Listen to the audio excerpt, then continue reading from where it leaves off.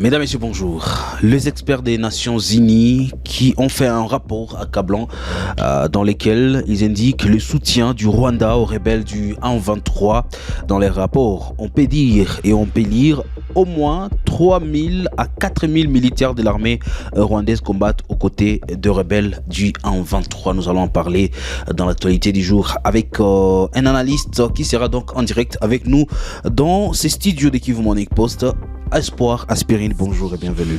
Bonjour à messieurs les journalistes, bonjour à tous les téléspectateurs, bonjour à tous ceux-là qui se battent pour que la RDC puisse recouvrer sa souveraineté nationale et internationale. Où se trouve Magloire Paluku, ancien directeur des Kivu 1? Une question qui trouverait également réponse dans l'actualité du jour. Nous essaierons de revenir sur quelques sources contactées par Kivu Morning Post pour répondre à plusieurs informations, à la fois des rumeurs et des informations vraies qui circulent par rapport à la situation aujourd'hui de l'ancien journaliste de Kivu 1 et directeur de cette chaîne médiatique. Messieurs, dames, vous êtes nouveaux sur Kivu Morning Post. N'oubliez pas surtout de vous abonner.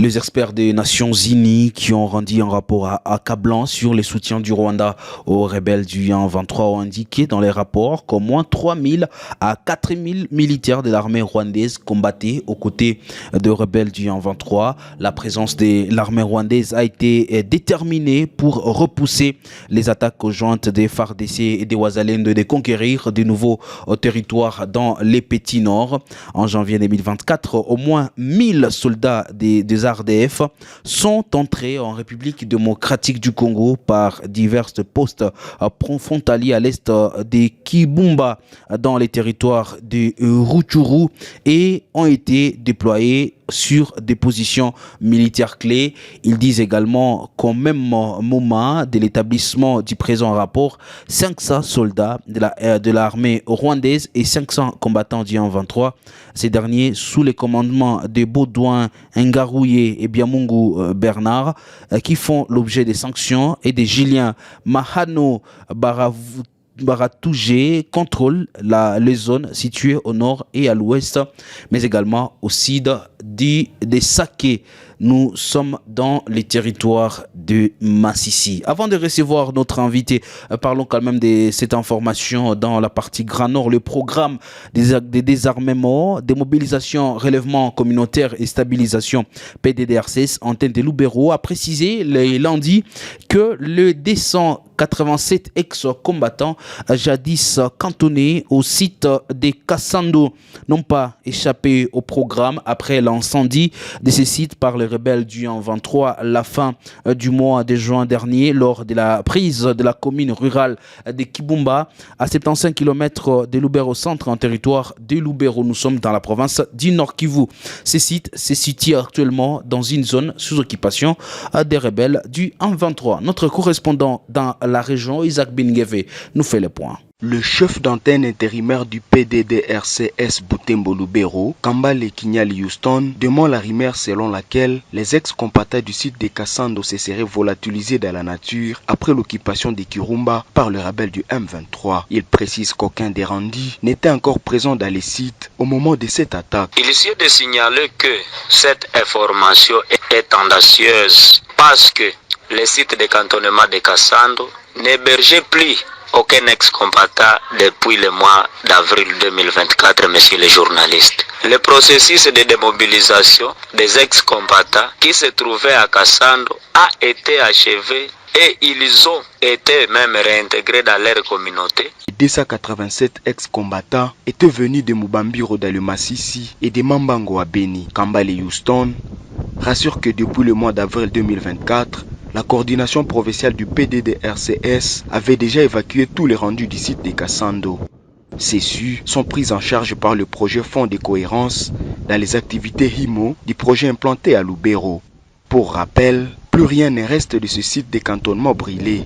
Au moins, cette grande tente, des maisons construites en plâche et d'autres effets pour l'hébergement et la prise en charge des ex-combattants ont été scindés par le rebelle du M23 soutenu par le Rwanda. Recevons notre invité pour des analyses. Espoir Aspirine a un rapport qui démontre clairement la présence de l'armée rwandaise sur le sol congolais. Quelle analyse vous faites par rapport à ces rapports publiés par les experts des Nations Unies? En fait, pour nous, d'abord, nous sommes tellement contents par le fait que les chercheurs ou bien les experts des Nations Unies, ils ont fini par comprendre que les alertes que donnait chaque jour la population, ils ont fini par comprendre que normalement, lorsque nous disons que nous sommes en guerre contre l'armée rwandaise, c'est pas du faux, c'est du vrai. Et ils ont fini par confirmer ce que nous alertons.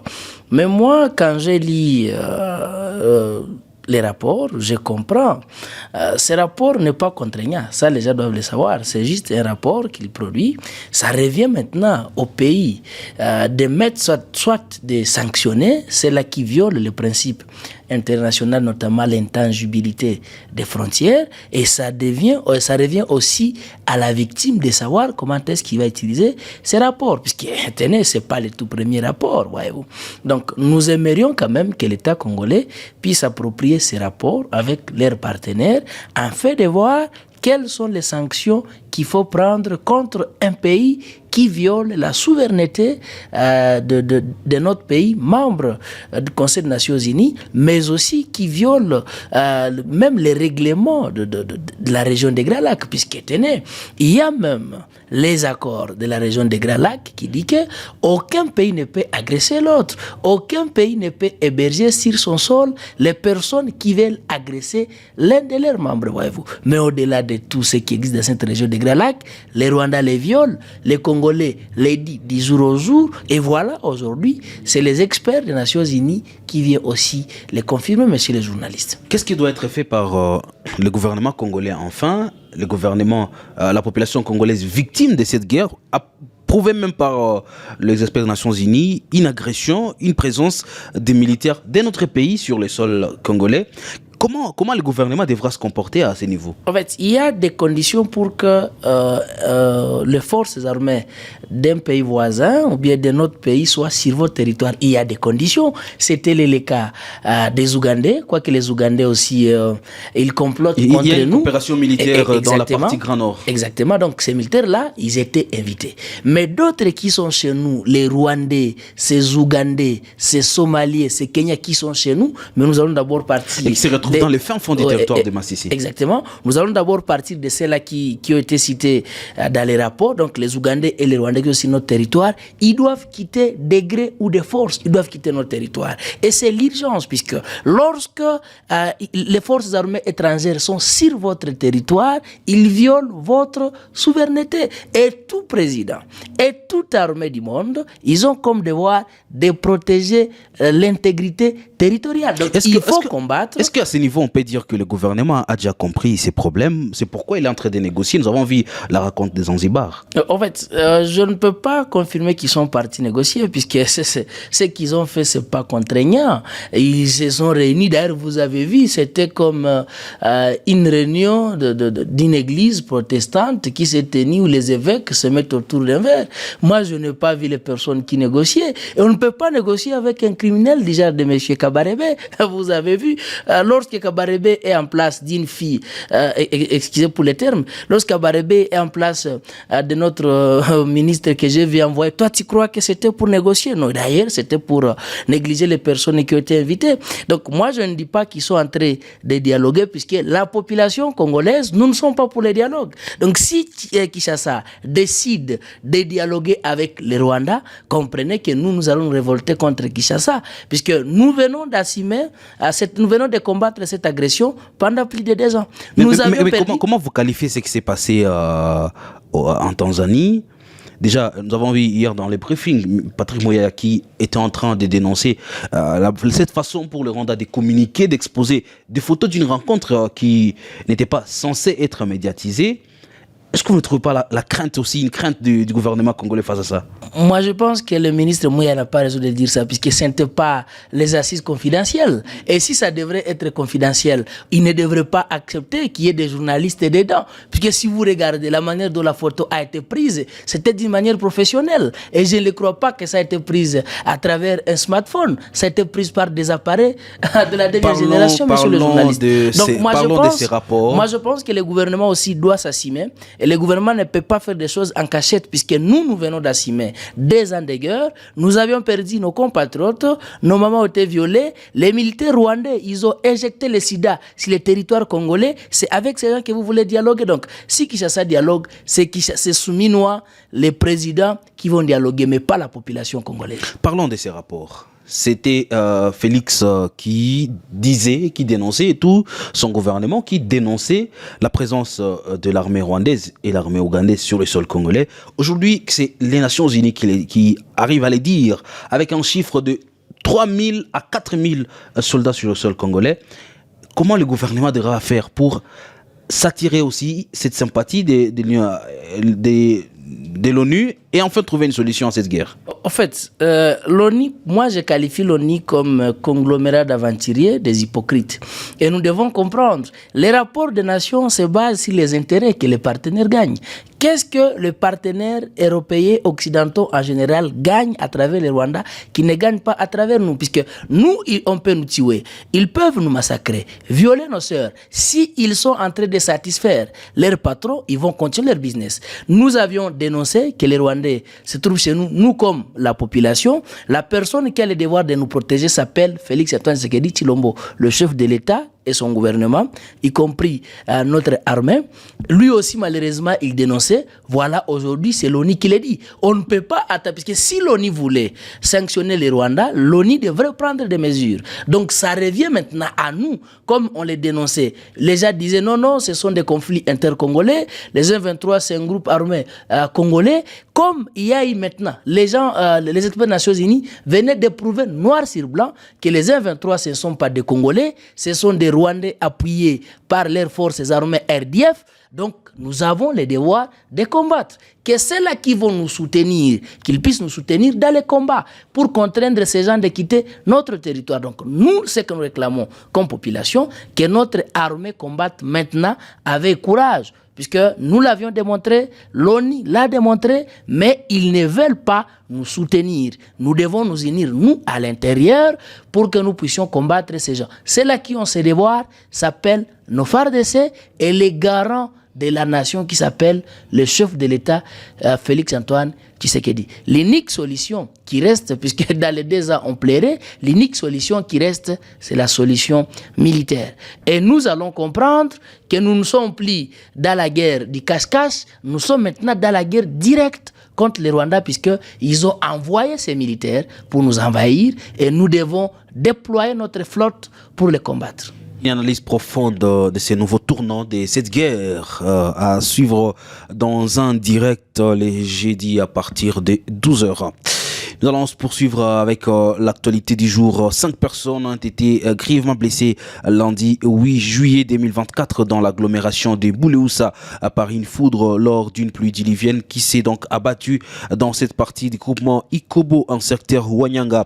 D'après messieurs Grace Muhemboa, animateur dans une radio locale à Boulé-Oussa, parmi les victimes, 4 femmes et un jeune Wazaleno. Je propose ici de suivre. Il y a 5 personnes blessées.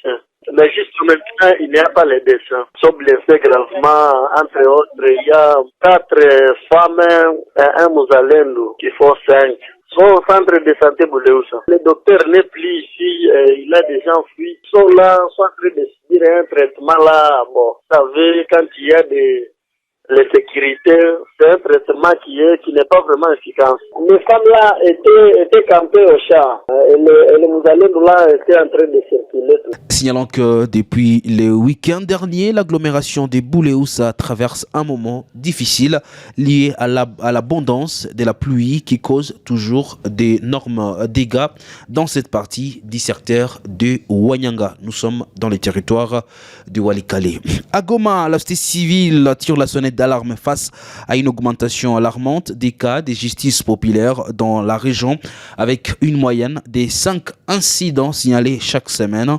Ces actes où des civils prennent la loi entre leurs mains contre des bandes armées, des policiers ou des militaires en armes sont jugés comme une réponse désespérée à l'absence d'une autorité de l'État dans l'Est de la République démocratique du Congo. Je vous propose de suivre ici Mario Ngavo, président de la société civile en ville de Goma. Chaque semaine, on retrouve une moyenne au moins de 5 personnes tuées par la justice populaire. Soit sont des civils simples ou des civils accrochés à des groupes de gangs armés, ou alors les policiers ou les militaires. Le fait de se rendre justice soi-même, au lieu de porter plainte devant les juridictions, constitue une infraction grave et punissable en RDC. C'est une des conséquences de l'absence de l'état de droit, mais également, n'est-ce pas, de l'absence de l'autorité de l'État dans les entités. Ce que nous remarquons aussi ici dans les zones à conflit et à guerre dans l'est de la RDC. Cette justice populaire s'exprime par des incendies, par la destruction des infrastructures, des maisons, de routes, de voitures, des gens, par de tueries simples, par des blessures, par de lynchage, aussi par tuer par des armes blanches. Et tout ça, c'est fait par la population locale qui est, n'est-ce pas, en colère.